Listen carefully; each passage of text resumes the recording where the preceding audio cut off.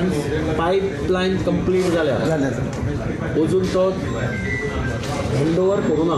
पूण एक लक्षात दवरा, खुबशे जाण अनाडी लोक पळय आहा तांकां कितें दिसता की ते हॉस पायपूच घेवन उदक मारपाचें. Fire hydrants are basically for refilling the fire brigade vehicle.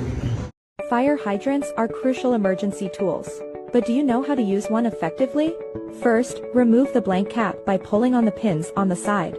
This grants you access to the hydrant's female coupling. Every fire hose comes equipped with a male and female coupling on either ends. Connect the male coupling of the hose pipe to the hydrant's female coupling by sliding it in. Hold the female coupling of the hose pipe and walk away from the hydrant to straighten it. You can use this same male-female coupling linking to connect multiple hose pipes if needed. Connect the nozzle once the pipe is long enough.